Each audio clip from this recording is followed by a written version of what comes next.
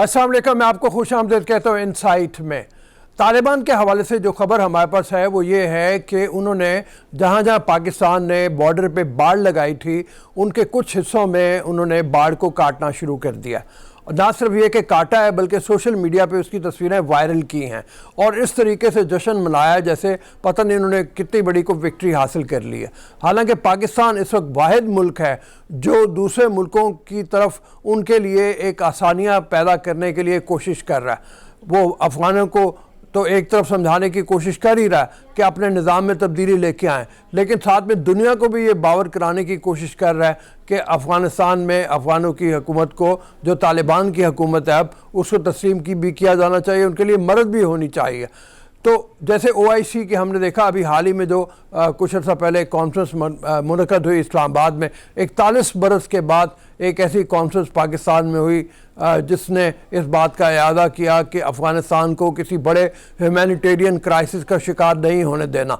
ऐसे में अफ़गानिस्तान में अफ़गानों की, तालिबान की जो कार्रवाइयाँ हैं, चाहे वो बाढ़ से मुतालिक हो और चाहे इंसानी हकूक़ के हवाले से हो, ये इंतशार के अलावा और कुछ पैदा नहीं करेंगी।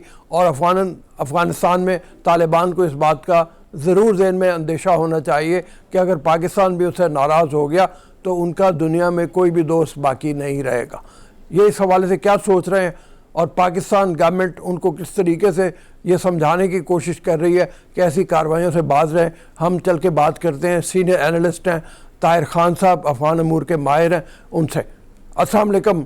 वालेकुम अस्सलाम। सर, ये फरमाइए कि अब तो DGISPR ने भी तस्लीम कर लिया कि जो तालिबान हैं उनकी तरफ से रेजिस्टेंस है बॉर्डर पे बाड़ लगाने के हवाले से। ये अफ़गान तालिबान क्या ये समझ नहीं रहे कि इस बुनियाद के ऊपर पाकिस्तान को भी नाराज़ करके वो अपने एक बहुत मजबूत हलीफ से हाथ धो बैठेंगे? वो क्यों मज़िद हैं इतना ज़्यादा इस बाड़ को लगाने के हटाने के लिए, जो बेसिकली सिक्योरिटी प्रोवाइड करती है पाकिस्तान की साइड के सिक्योरिटी इदारों के लिए भी और शहरियों के लिए भी? बहुत शुक्रिया आपका। इस पे तो पाकिस्तान में भी लोग हैरान हैं, अफ़गानिस्तान में भी शायद ज़्यादा लोग इसकी तवक्को नहीं कर रहे थे कि इसी तरह अचानक ये हो जाएगा और तालिबान के फोर्सेस जा कर के पहले निंगरहार में, फिर बाद में निमरोज सूबे में, और अभी ताज़ा जो है वो कंदहार की खबर है कि वहाँ से भी हटाई है। तो उनका तो ये दावा है कि ये अफ़गान इलाके में है, लेकिन पाकिस्तान का तो मौक़िफ़ रहा है कि ये तार जो है, जो 2017 में वो उस वक़्त बनाना शुरू हुआ था, और ये एक पॉलिसी थी जो सरहदी इंतज़ाम है या बॉर्डर मैनेजमेंट है उसके तहत। तो अब तो वैसे भी 94% मुकम्मल हुआ है, जिस तरह खुद DGISPR ने कहा, और बाकी भी हो जाएगा। तो लिहाजा इस वक्त और दूसरी बात यह है कि अगर उनका एतराज़ है भी, इस वक्त जो है अफगानिस्तान में बहुत एक बुरी हालत है, इक्तिसादी भी, वहाँ पर इंसानी बहरान है, वहाँ पे लोगों को तनख्वाह नहीं मिल रही है, वहाँ सर्दी का मौसम है और काफ़ी सारे मुश्किलात है। तो अब फिर दुनिया ने तस्लीम करना भी किसी ने भी नहीं है, अभी तक किसी ने नहीं किया। तो ये वाले मामलात मेरे ख्याल में तालिबान को उसको अहमियत देनी चाहिए, किस तरीके से अपने लोगों के मसाइल, फिर पड़ोसियों से के ताल्लुकात, फिर दुनिया से ताल्लुकात की कोशिश, अगर इसमें वो चल जाती है। आपकी बात दुरुस्त है। एक तो जो सबसे खतरनाक तालिबान के लिए होगा कि पाकिस्तान में जो उमूमी फिजा है अवाम की, लोगों की, वो उनकी हमदर्दी का है। और जब इस तरह के वो रोजाना वीडियोस में देखते हैं कि वो इस तरह काम कर रहे हैं, तो मेरे ख्याल में वो उनके लिए बड़ी मुश्किल पैदा हो जाएगी। क्योंकि हम देखते हैं कि सोशल मीडिया पे जब हम कोई चीज़ बोलते हैं या लिखते हैं तो लोग तालिबान के ज़रा हमदर्दी रखते हैं, लेकिन मेरे ख्याल में ये वाले जो इक़दाम है इसको पाकिस्तान के अवाम सपोर्ट नहीं करेंगे जो वो कर रहे हैं। बिल्कुल ठीक आप कह रहे हैं। और मतलब जो वैसे भी इक़दामात हैं, आपने जैसे कहा, उनकी बुनियाद के ऊपर जो तालिबान की अपनी गवर्नेंस के इश्यूज हैं वो इतने ज़्यादा हैं जिसकी कोई हद नहीं। केओस है टोटल, खाने पीने का आपने जैसे पहले कहा किल्लत हुई हुई है, टोटल हेल्थ सिस्टम कोलैप्स कर गया हुआ है, बैंकिंग सिस्टम कोलैप्स कर गया हुआ है। इसमें उनको बजाय इसके एलाइज बनाएं, वो दुश्मन बनाने पे तुले हुए हैं। तो ये कोई समझाए उनको, और कौन समझाए फिर ऐसी बात को?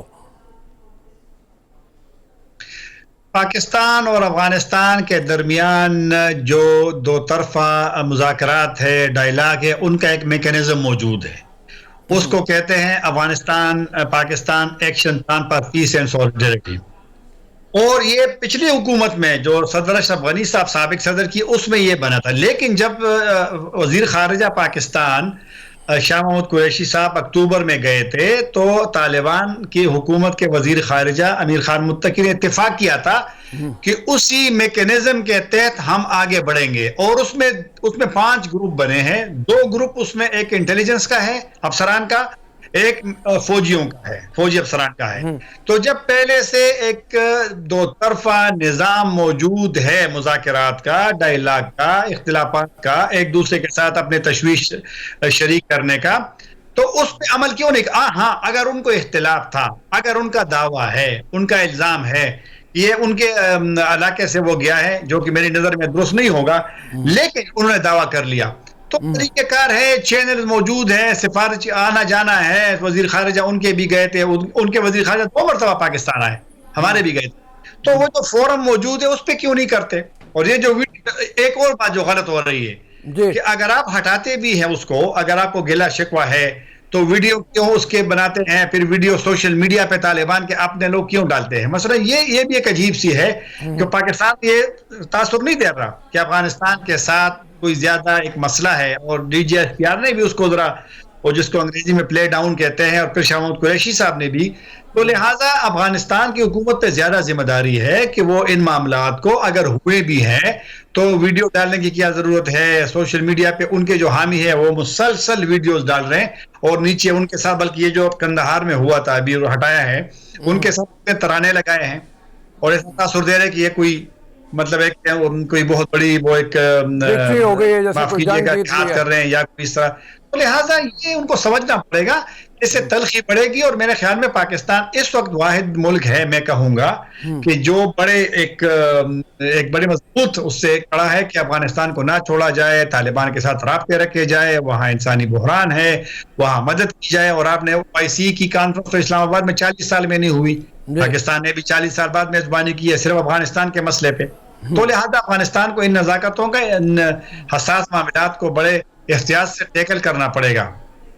اچھا یہ فرمائیے کہ جو OIC کی جس کانفرنس کا آپ نے حوالہ دیا ہے اس میں اعادہ کیا گیا بہت سے پیسوں کا بھی, سعودی عرب نے 1 بلین ریال کی بات کی, کچھ اور ملکوں نے بھی مدد کا وعدہ کیا, اور یہ جو نظام بنایا گیا اس کو اسلامک جو بینک ہے اس نے جا کے سپروائز کرنا ہے. تو وہاں جب لوگ بیٹھیں گے اور یہاں پہ پاکستان کے حوالے سے بھی لوگ جائیں گے, آپ کے خیال میں یہ پریشر جو ہے یہ کارآمد ثابت ہوگا افغانوں کو قائل کرنے کے لیے کہ جو ان کے اقدامات ہیں, اور بھی بہت سے اقدامات ہیں جن کی ہم بات کریں گے بھی آگے چل کے, جیسے ابھی خبر آئی کہ, اور وہ بھی سوشل میڈیا پہ آئی کہ جو وہاں پہ ملبوس پہنانے کے لیے وہ ڈبیز ہوتی ہیں ان کے سر قلم کیے جا رہے ہیں, اور اس طرح کی لڑکیوں کی تعلیم کے حوالے سے مسائل پیدا ہوئے ہوئے ہیں. یہ سارے مسائل جو ہیں یہ پاکستان میں بھی لوگ پسند نہیں کر رہے ان کو, اس حوالے سے ذرا فرمائیے.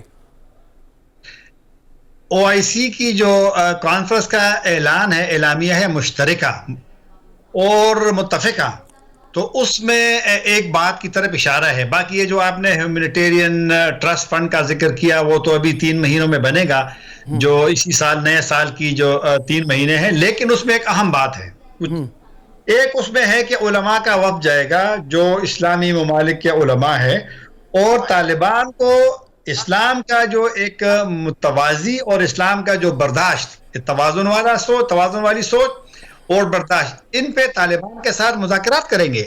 تو اگر OIC نے اپنے اسی مشترکہ اعلامیہ میں, متفقہ اعلامیہ میں اگر اس بات کی طرف اشارہ کیا ہے تو اس کا مطلب یہ ہے کہ اسلامی ممالک میں ایک تاثر موجود ہے کہ طالبان کی پالیسیوں کے حوالے سے کسی نہ حد تک تحفظات موجود ہے. اور آپ نے بھی اشارہ کیا, اس وقت میرے خیال میں جو چھوٹی چھوٹی, ٹھیک ہے ان کی اپنی پالیسیاں ہوں گی, طالبان کہتے ہیں کہ انہوں نے 20 سال ان کی نظر میں جہاد کیا ہے, اسلام کے لیے کیا ہے, بالکل ٹھیک ہے انہوں نے کیا ہے, لیکن اس وقت افغانستان الگ طرح ہے. کسی ملک نے اس وقت تک ان کی تسلیم کرنے پہ غور بھی شروع نہیں کیا. اور یہ جو اقدامات آپ نے کہے ہیں اس سے وہ ان کے منفی نکات, وہ جو نمبر ہے وہ زیادہ بڑھ رہے ہیں. تو لہٰذا جب یہ حساس وقت ہے اور دیگر بھی اسلامی ممالک ہے، میں نہیں کہتا کہ ہر اسلامی ملک میں بہت زیادہ کوئی اسلامی نظام ہے، لیکن حکمت کا تقاضا تو یہی ہے کہ احتیاط کے ساتھ چلنا ہے، اسلامی ممالک کے ساتھ رابطہ چلنا ہے. اپنے لوگ دیکھو 40 سال 43 سال افغانستان میں جنگ ہوئی ہے، 20 سال طالبان کی جنگ ہوئی ہے، اور افغانستان میں بہت لوگ متاثر ہوئے ان جنگوں سے. 43 سال جنگ بہت بڑی چیز ہے، اور افغانستان جیسے ملک میں. تو لہٰذا اگر ان کا ترتیب سے آہستگی سے سلولی آپ آگے جائیں، اور سب سے پہلے تو ان کی ذمہ داری بنتی ہے اپنے لوگوں کے مسائل کی، اپنے لوگوں کے تحفظات دور کرنے کی، اپنے لوگوں کو مطمئن کرنے کی. کہ یقین کیجئے کہ جب میں جاتا ہوں، یہ 3 مرتبہ میں گیا 15 اگست کے بعد عبدالرؤف صاحب، جی آپ یقین کیجئے کہ وہاں ایک خاموشی ہوتی ہے لوگوں میں، کیونکہ طالبان اچانک وہاں چلے گئے. 20 سال تک جو بھی حالات تھے، لیکن انتخابات 4 مرتبہ ہوئے ہیں، 2 مرتبہ کرزئی صاحب جیتے ہیں، 2 مرتبہ اشرف غنی صاحب جیتے، جیسے بھی ہوئے ہیں بالکل اس میں الزامات تھے کہ اس میں مطلب ٹھیک نہیں ہوئے تھے، لیکن انتخابات ہوئے ہیں. وہاں پارلیمنٹ تھا، وہاں پر آزاد میڈیا تھا، وہاں پر دستور تھا. اگر وہ چیزیں ختم ہو گئی ہیں تو لہٰذا ماضی کی طرح لوگ خاموش نہیں رہیں گے. جس طرح 1996 سے 2001 تک حکومت تھی، اب لوگ بولیں گے، 10 بولیں گے، 20 بولیں گے. تو لہٰذا ان کی جو خدشات ہیں لوگوں کے وہ دور کرنے چاہیے، اور بجائے اس کے کہ آپ دیگر چیزوں میں آپ اس میں انوالو ہو جائیں. اور پھر اسلامی ممالک کے قرارداد اہم ہے، اس میں اور بھی چیزیں ہیں، لیکن وقت نہیں ہوگا کہ میں اس کی ایک چیز کو دوبارہ یہاں پہ کروں. لیکن اسی میں ہے کہ طالبان کو تھوڑا سا جو اپنی پالیسیوں میں توازن قائم کرنا ہے، متوازی سوچ کرنا ہے، اعتدال کی سوچ کرنا ہے. اور پھر یہ والی جو میں نے بات کی ہے کہ خواتین کا بالکل اس میں ذکر ہے. ابھی تک دیکھو نا، یونیورسٹیوں کی خواتین کی یونیورسٹیوں کے لیے ابھی تک انہوں نے کوئی پلان نہیں بنایا.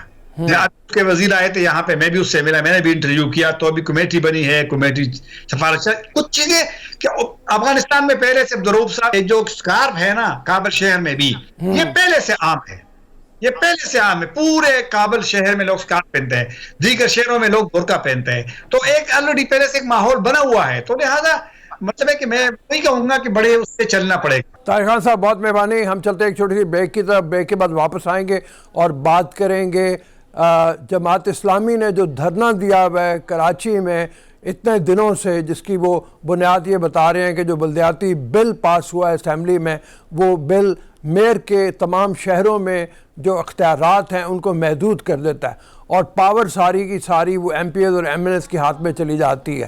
اس کے بارے میں ان کا کیا کہنا ہے، وہ کیوں اتنا لمبا دھرنا دیے ہوئے ہیں، اور اب تک اس دھرنے سے ان کو اچیو کیا ہوا ہے، اس حوالے سے بات کریں گے ایک چھوٹی سی بریک کے بعد. اجازت دیجیے بریک کے لیے.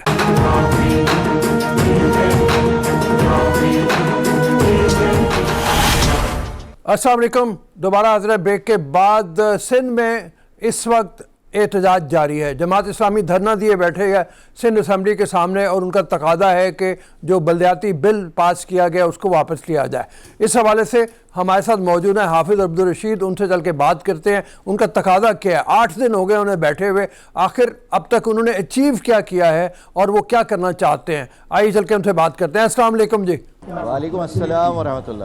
سر یہ فرمائیے کہ 1 ہفتے سے زائد ہو گیا آپ لوگوں کو یہ دھرنا دیے ہوئے، آپ کے خیال میں جو اچیو آپ کرنا چاہ رہے تھے وہ آپ نے اچیو کر لیا ہے، اور ایسی کیا چیز ہے جس کو آپ اپنی اپوزیشن باقی پارٹیوں کے ساتھ مل کے اسمبلی میں اچیو نہیں کر سکتے، آپ کو باہر آنا پڑا ہے؟ دیکھیں اس وقت جو صورتحال ہے الحمدللہ اللہ کا شکر ادا کرتے ہیں کہ جماعت اسلامی کے ورکرز اعصابی طور پر بھی اور نظریاتی طور پر بھی اتنے مضبوط ہیں کہ 8 دن مکمل ہو گئے ہیں وہ دھرنے میں ڈٹے ہوئے ہیں سخت موسم کے باوجود بھی. رہ گئی بات اسمبلی کے ممبر کی حیثیت سے آج اسمبلی کے باہر اس دھرنے میں شریک ہوں. پچھلے 4 سال سے تقریباً سندھ اسمبلی کے اندر ایک عام آدمی کی نمائندگی کرتے ہوئے مستقل اس کے اوپر بات کر رہا ہوں. سندھ اسمبلی میں جو بل پیش کیا گیا وہ قواعد اور ضوابط کو آپ کہہ لیں کہ ایک طرف رکھتے ہوئے اس کے برخلاف بل پیش کیا گیا، اور بزنس ایڈوائزری کے رولز کے مطابق جو ہے وہ یہ بات طے ہے کہ کوئی بل اگر نیا ترمیم کے لیے آئے گا تو اس کو کم از کم 3 دن جو ہے وہ بات پیش کیا جائے گا، 3 دن اسٹڈی کا موقع دیا جائے گا حکمران کو، اور عموماً ممبران کے لیے ایک اسپیشل کمیٹی بل کے اوپر بن جاتی ہے بل پیش کرنے کے بعد ممبران پر مشتمل، جو اس کے اوپر غور و خوض بھی کرتی ہے اور پارٹیوں کی اس میں نمائندگی بھی ہوتی ہے، لیکن ہمارے مطالبے کے باوجود جو ہے وہ یہ کام نہیں کیا گیا اسمبلی میں، اور 6 منٹ کے دورانیے کے اندر بل پیش بھی کیا گیا اور بل کو منظور بھی کر دیا گیا۔ تو یہ پیپلز پارٹی نے اپنی عددی اکثریت کو اس وقت جمہوریت کی لاگ الاپتے ہوئے آمریانہ رویہ اختیار کیا ہوا ہے، اور سندھ سنوائی نام کی کوئی چیز اس وقت موجود نہیں ہے۔ تو یہ فرمائیے کہ اگر سندھ اسمبلی میں سنوائی نہیں ہے تو یہاں باہر سڑکوں پہ آ کے کس طرح سے سنوائی ہوگی؟ آپ احتجاج کرتے رہیں گے، اس کو پھیلائیں گے، کیا باقی شہروں تک اس کا اثر کتنا زیادہ پڑے گا؟ عددی تعداد ان کی عددی جو ہے وہ نمبر ان کا زیادہ ہے اسمبلی کے اندر، بل انہوں نے پاس کر لیا ہوا ہے، اس کو وہ کیوں کر واپس لیں گے؟ دیکھیں، ہم تو بل پیش کرنے سے پہلے ان کو تجاویز تحریری طور پر دے چکے تھے، ہم نے اپنی امینڈمنٹ جمع کروائی ہوئی تھی، اور ہم نے نہیں، باقی پارٹیوں نے بھی جمع کرائی ہوئی تھی، لیکن انہوں نے کسی کو کوئی موقع نہیں دی، یہاں تک کہ اپنے ایم پی ایز کو بھی جو ہے وہ اس کے اندر شریک نہیں کیا، ان کے لیے بھی اچھوتا اور انوکھا قسم کا ایک بل پیش کیا گیا تھا۔ رہ گئی بات اس احتجاج کا دائرہ تو دن بدن وسیع ہو رہا ہے، جو لوگ ابتدا کے اندر تھے آج ان کی تعداد بکثرت بڑھ چکی ہے 8ویں دن، اور آج جمعے کے دن پورے سندھ کے اندر اس کے اوپر احتجاج کیا گیا ہے، مختلف اضلاع کے اندر جو ہے وہ احتجاجی کیمپ قائم کر دیے گئے ہیں، اور اس ثابت قدمی اور اس عزم کو دیکھتے ہوئے ہم نے یہ طے کیا ہے کہ غیر معینہ مدت تک کے لیے ہم یہ اپنے مطالبات کے ساتھ اس دھرنے کے اندر موجود ہیں۔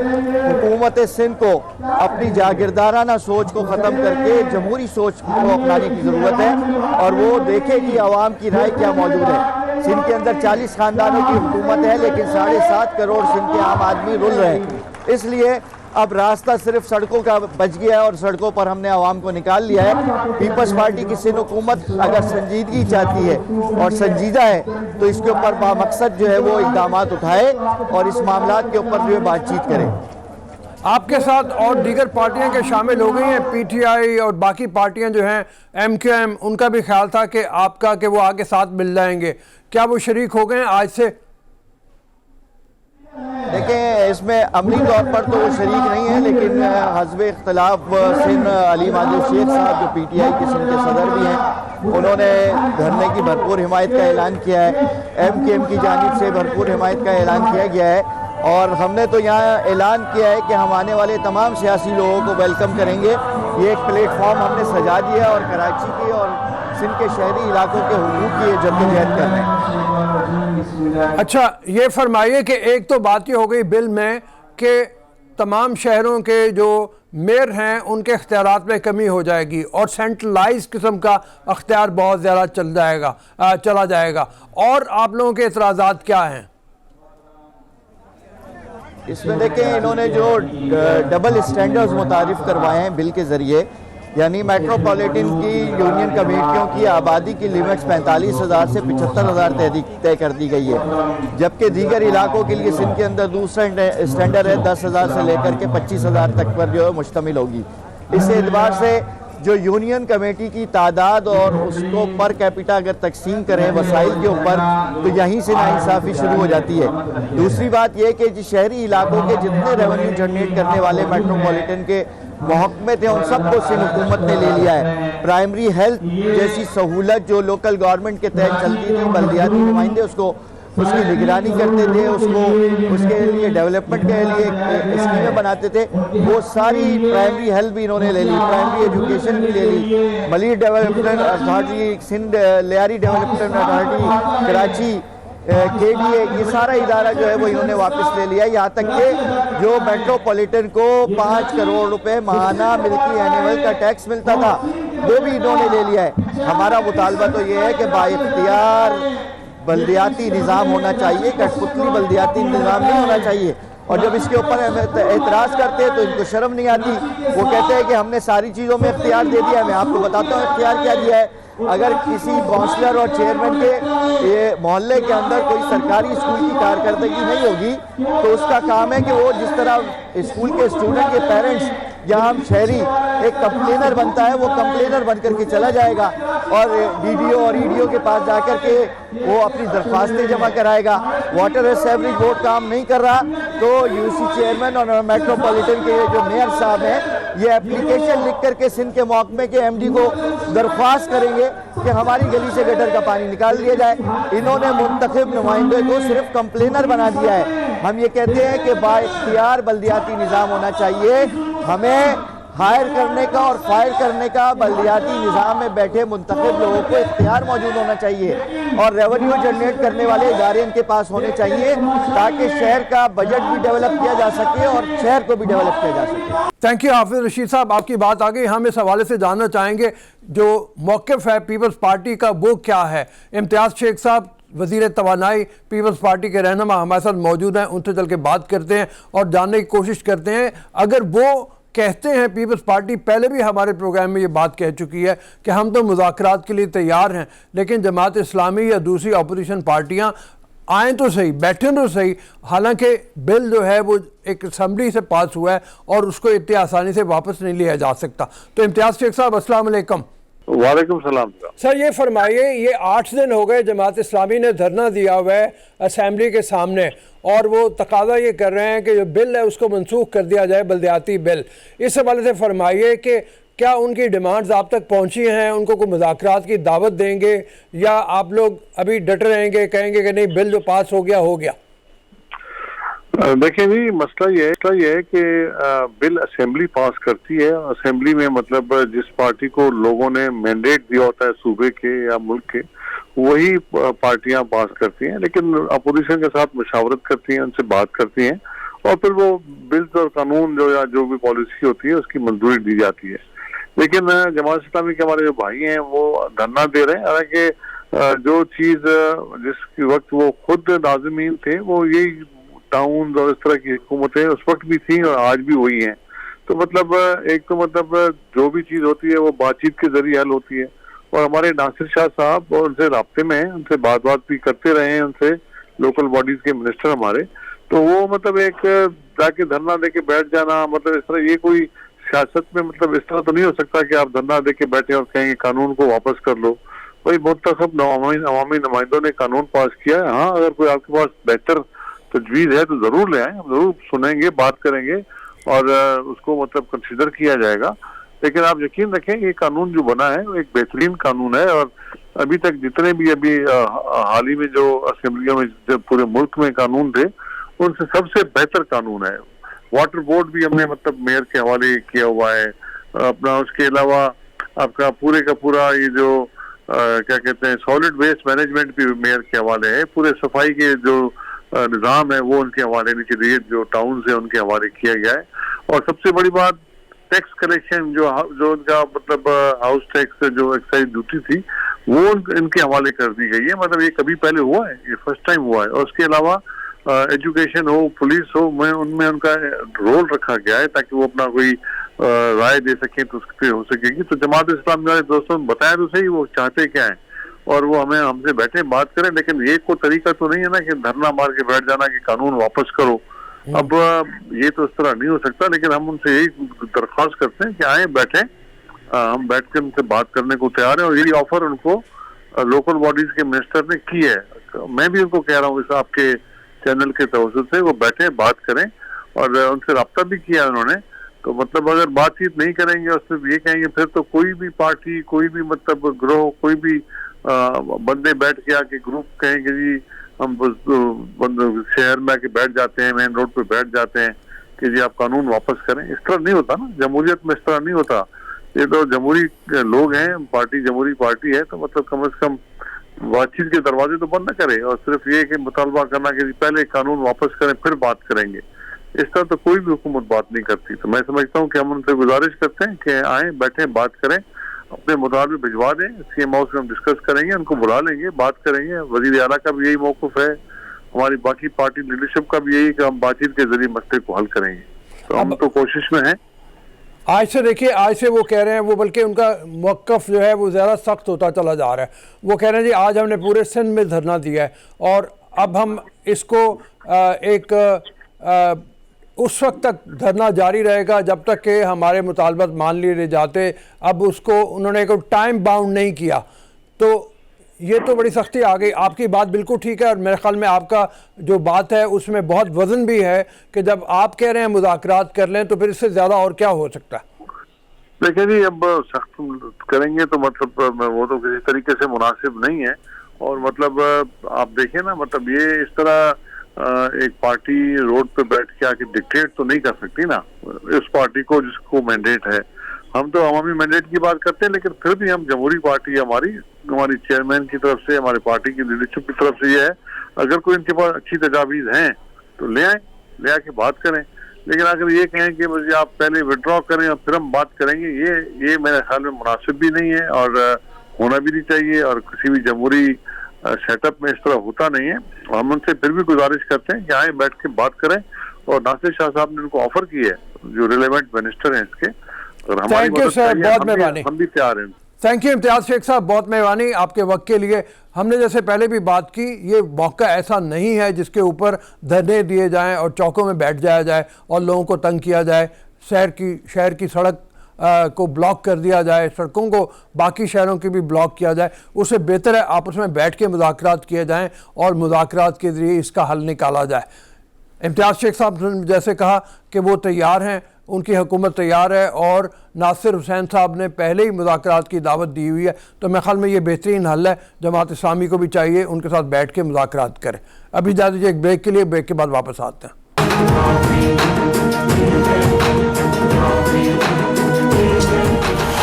Welcome to the show after the break. ہم چل کے بات کریں گے رانا مقبول احمد صاحب سے، سابق آئی جی ہیں، ابھی اس وقت سینیٹر ہیں، اور ان سے چل کے اس بات کو جاننے کی کوشش کریں گے کہ کراچی اور لاہور میں خاص طور پہ، باقی پاکستان میں بھی، لیکن کرائم ریٹ میں بڑی تیزی سے اضافہ ہوا ہے. 2020 کے مقابلے میں اگر 21 کو دیکھا جائے تو کرائم ریٹ کئی گنا بڑھ گیا ہے. اس کی وجوہات کیا ہیں؟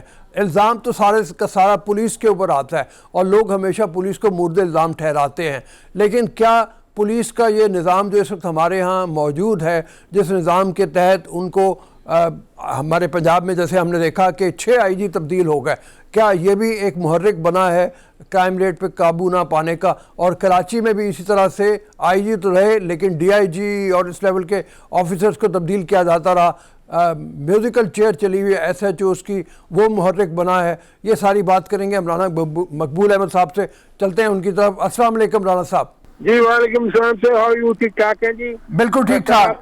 سر یہ فرمائیے، جو ہمارے پاس ڈیٹا آیا ہے 2021 کا، وہ 2020 کے مقابلے میں یوں لگتا ہے جیسے پورے پاکستان میں کرائم کا ریٹ بہت بڑا ہے. صرف لاہور ہی کو لیا جائے تو یہاں پہ 43% کے حساب سے تقریباً کرائم ریٹ میں اضافہ ہوا ہے. کراچی میں یہ اضافہ کافی زیادہ ہے. آپ کو کیا وجوہات لگ رہی ہیں کہ کرائم ریٹ آپ لوگوں کے زمانے میں بھی آپ نے بھی کنٹرول کیا، کیا وہ اسٹریٹجی صحیح نہیں ہے؟ وجوہات کیا ہیں؟ مطلب غربت بہت زیادہ ہے، بے روزگاری بہت زیادہ ہے، کیا وجوہات ہو سکتی ہیں؟ دیکھو پروفیسر صاحب، سب سے بڑا فیکٹر جو ہے نا وہ ہے کیپنگ دا تھنگس فلوٹنگ. جب تک کسی شعبے میں سرٹنٹی نہ ہو، پریڈکٹیبلٹی نہ ہو، غیر یقینی صورتحال ہو، تو لا انفورسمنٹ ایجنسیز جو ہیں وہ اپنا امپیکٹ پیدا نہیں کر سکتی. آپ کو یاد ہوگا کہ کتنے آئی جیز کو کتنی دفعہ ٹرانسفر کیا گیا جی. تو اس کا ایک نیگیٹو جو افیکٹ ہوتا ہے، ملٹی پلائر افیکٹ بہت زیادہ ہوتا ہے، وہ ہوا ہے. جب جوان کو نہیں پتا میں رہتا ہوں، ایس ایچ او کا جو ٹرنیور ہے وہ 2.5 مہینے 3 مہینے ہے، آئی جی کا ٹرنیور جو 4-5 مہینے ہے، تو یہ فورس کیسے پروڈکٹیو ہو سکتی ہے جب سینئر جو ہے، جب کمانڈر اپنے انڈر کمانڈ سے کنیکٹ ہی نہ کر سکے، وہ اپنا ایک کلچر آف اسپرٹ ڈیکور جو ہوتا ہے اس کو ایوالو نہ کر سکے، تو پھر وہ آؤٹ پٹ بھی نہیں دے سکتا. یہ بنیادی طور پہ ایک پروفیشنل ایشو ہے اور policing is a very complex science in it self. ہمارا پولیٹیشین جو ہے وہ ہر چیز کا سائنٹسٹ بن بیٹھتا ہے اور اس مسئلے کو بھی اپنی شوابدید کے مطابق طے کرنا چاہتا ہے. اسی وجہ سے یہ مسئلہ جو ہے بہت کمپلیکس ہو گیا ہے. جو پولیس کی مشین ہے جو الفابیٹ سے لے کے آخر تک کام کرتی ہے اس کے اوپر عمل نہیں ہوتا. فار ایگزامپل جو پریونٹیو ایکشن ایک لا میں پرووائڈڈ ہے, دو پارٹیاں لڑ رہی ہوں تو پہلے تو آپ صلح کرائیں, صلح نہیں ہوتی تو پابند ضمانت کریں. پابند ضمانت جب آپ کرائیں گے ہیوی شورٹی سے اس کا ایک افیکٹ ہوگا. اس سے پتہ چلے گا کہ اسٹیٹ بھی جاگ رہی ہے اور جھگڑوں کی کاگنیزنس لیتی ہے. جو لوگ بار بار جرم کرتے ہیں ہیبیچول افینڈرز جسے کہتے ہیں جی ان کے خلاف کوئی کارروائی آپ نے کبھی نہیں دیکھی ہوگی, جسے ہم 55-110 کہتے ہیں. ہم اس کو جو ہے یہ گنڈا آرڈیننس بھی کہتے ہیں, اس کو ہم لگاتے ہیں. اس کے علاوہ جو ہیبیچول افینڈرز ایکٹ وہ لگاتے ہیں. اور جو سیریس کرائم بہت ہی زیادہ ہوتے ہیں جو بتہ کی وجہ سے ہوتے ہیں, رسا گیری کی وجہ سے ہوتے ہیں, اس کے لیے یہ رسا گیری کے لاز ہیں اور اس میں کروڑوں روپے میں پابند کروایا جا سکتا ہے, جس سے لڑائیاں بھی کم ہو جاتی ہیں اور فینس اگینسٹ پراپرٹی بھی کم ہو جاتا ہے. صرف یہ ڈنڈے مارنے سے کام نہیں چلتا, یہ ایک ٹیکنیکل سا کام ہے جسے ایوولوشنری پروسیس کے ساتھ اڈاپٹ کیا جاتا ہے.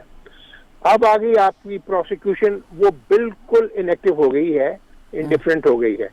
اب پروسیکیوشن اور پولیس انویسٹیگیٹنگ ایجنسی اور پروسیکیوشن کا چولی دامن کا ساتھ ہے. اگر آپ وہ اکٹھے ہو کے کام نہیں کریں گے تو امپیکٹ نہیں ہوگا, کیونکہ کسی کورٹ میں کسی کو سزا نہیں ملے گی اور ایسی ہی صورتحال ہو رہی ہے. میرا جو اپنا تجربہ ہے, یہ لوگ جو آپس میں لڑتے ہیں اور قتل پہ قتل کیے جاتے ہیں اور وہ لوگ جو بار بار ایک جرم کرتے ہیں, ہم لوگوں نے استادوں سے سیکھا تھا کہ میجسٹریٹ کی عدالت میں جسے ہم کلندرا کہتے ہیں, کلندرا بنائیں. کلندرے میں آپ رقم جو ہے اس کو کلیئر کریں کہ کتنی رقم میں اس پارٹی کو یا اس بندے کو یا اس گینگ کو یا گروپ کو پابند ضمانت کیا جائے. تو وہ کلیئرلی لکھتے میجسٹریٹ صاحب کی خدمت میں ادب کے ساتھ کہ یہ میں واقعہ اور پس منظر آپ کے عدالت مجاز کے نوٹس میں لے آیا ہوں. اگر عدالت مجاز نے ان کے ساتھ نرمی برتی تو یہ پھر یہی جرم کریں گے تو شاید پھر میں اس حساب سے ذمہ وار اس کا نہیں ہوں گا. اس لیے عدالت مہربانی کر کے میری درخواست اور پریئر کو قبول کرے اور ان کو اتنی رقم میں پابند ضمانت کرے. جب وہ شورٹی دیتا ہے اور اس کے دوست شورٹی دیتے ہیں, اس کے گھر والے شورٹی دیتے ہیں, تو ایک sanction, public pressure, social pressure, family pressure اس بندے کے اوپر آتا ہے اور وہ آہستہ آہستہ مین چینل میں کام کرنا شروع کر دیتا ہے. اس لیے یہ بہت ضروری ہے کہ ان تمام جو اصول اور رولز ہیں ان کو بروئے کار لایا جائے اور آپ دیکھیں گے پھر اس کے ساتھ کتنے اچھے اثرات ہوتے ہیں. ابھی everything is in chaos. اس وجہ سے میں سمجھتا ہوں کہ کوئی چیز بھی جو ہے وہ بیل منڈے نہیں چل رہی اور جو کچھ کوئی کرنا چاہتا ہے کرتا ہے. لیکن سب سے بنیادی چیز جو ہے میں آپ سے عرض کروں گا وہ ہے سیکیورٹی آف ٹینیور. اگر ایس ایچ او کو پتا ہو کہ میں نے 2 سال یہاں رہنا ہے اور میری تو حجامت یہ کر دیں گے, مجھے سزا ملے گی اگر میرے علاقے میں جرم بھی ہوا اور میں نے جرموں کو پکڑانا اور ان کو سزا نہ دلوائی. سزا کیسے ایس ایچ او دلوا سکتا ہے جب وہ اس کا پیر ہی نہیں لگتا؟ ایس ایچ او کی جو ایک کنگ پن ہے ایک لحاظ سے, اس کی ذمہ داری بنتی ہے کہ مجرم کو سزا دلوائے, تو اسی صورت میں دلوائے گا جب اسے وقت ملے گا. اس لیے میں سمجھتا ہوں کہ اس کے ساتھ ساتھ اکاؤنٹیبلٹی انفورس کرنی پڑتی ہے سینئر ہائرارکی کو. تو خدا کے لیے اس حکومت کو سمجھائیں, لوگوں کی جان اور مال کے ساتھ مت کھیلیں اور یہ اصولوں, قانون اور رولز کے مطابق جو ہے چلیں. آپ دیکھیں گے اس کے رزلٹ کتنے اچھے آئیں گے. اچھا رانا صاحب, زندگی جی رانا صاحب, بات یہ ہے کہ 2 گورنمنٹس ہیں, مطلب جب پنجاب میں دیکھا جائے تو گورنمنٹ پی ٹی آئی کی ہے, لیکن سندھ میں دیکھا جائے تو گورنمنٹ پی پی پی کی ہے, اور دونوں جگہ کرائم ریٹ میں اضافہ ہو رہا ہے. جو آپ کی بات ہے وہ بالکل پنجاب کی حد تک تو ٹھیک ہے کہ 6 آئی جی بدلے گئے, لیکن سندھ میں اتنی تیزی سے تبدیلیاں نہیں ہوئیں. وہاں کیا کوئی فیکٹر اور ہے؟ نہیں, اس میں ایک تو کلچر بڑا ڈفرینٹ ہے وہاں کا. دوسرا, باہر صورت پولیس کو اسرٹ کرنا پڑتا ہے. جب تک وہ اسرٹ نہیں کرے گی, ایک کروسیڈر کے طور پہ کام نہیں کرے گی ڈیڈیکیشن سے اور کمٹمنٹ سے, تب تک اس کے رزلٹ نہیں ہوں گے. وہاں بھی ایس ایچ او کا ٹرن اوور بہت کم ہے. पंजाब ही की इससे मिलता जुलता है, सिर्फ आईजी जो है वो 1.5-2 साल रह गया है, बाकी आप देख ही रहे कि एक म्यूजिकल चेयर बनी हुई है, हर रोज डीआईजी जो है वो सरेंडर होते हैं या सेंटर से आते हैं, फिर वो चले जाते हैं, कभी वो उनका शुरू हो जाता है रोटेशन। तो ठीक है, रोटेशन एक लिहाज से जरूरी है, लेकिन इस तरह तो नहीं जरूरी कि चलते हुए काम को डिस्टर्ब कर दिया जाए। ये बेसिकली बुनियादी तौर पे जो है ना ये फलसफा कि पॉलिटिशियन ये फैसला करेगा, ये बहुत गलत है। या तो पॉलिटिशियन इतना सियाना और दाना हो कि मामलात में दखल अंदाजी न करे। पुलिस के बगैर तो उसे मजा ही नहीं आता, उसकी जिंदगी जो है वो बहुत ज्यादा फीकी सी हो जाती है। हालांकि पुलिस के मामलात में इंटरफेयर करने से नुकसान उसी को होता है, मुआशरे को होता है। इसलिए आपने देखा कि कितनी मेहनत के साथ एक पुलिस ऑर्डर बनाया गया था कि एक ऑटोनमस पुलिस होनी चाहिए, उसकी अकाउंटेबिलिटी का इनबिल्ट सिस्टम हो, कंप्लेंट अथॉरिटी हो, पुलिस कमीशन हो, डिस्ट्रिक्ट पुलिस कमीशन हो, जिसपे राय आमा को भी लिहाज डेमोक्रेटिक एस्पिरेशन का ख्याल रखा जाए और साथ साथ इनबिल्ट अकाउंटेबिलिटी का सिस्टम हो। वो बनने नहीं दिया पॉलिटिशियन ने, आपने देखा ही है ना। फिर हम ये कहें कि जी पुलिस डिलीवर नहीं कर रही, वो बिल्कुल नहीं इस तरह डिलीवर कर सकती जब तक अकाउंटेबिलिटी और ऑटोनॉमी का कॉम्बिनेशन नहीं होगा। राणा साहब ने जैसे फरमाया कि बुनियादी तौर पे हमें अपने निज़ाम को ओवरऑल करने की ज़रूरत है, और इसमें पुलिस कमिश्नरेट के वो बारे में बात करते हैं कि वो निज़ाम होगा जहाँ पे सियासी मदाखलत कम से कम होगी, तो शायद रिज़ल्ट्स भी बहुत अच्छे आ सकें। अभी चलते हैं शो के ख़ात्मे की तरफ, कल इंशाअल्लाह ताला आपसे फिर मुलाकात होगी। अल्लाह हाफ़िज़ नासर।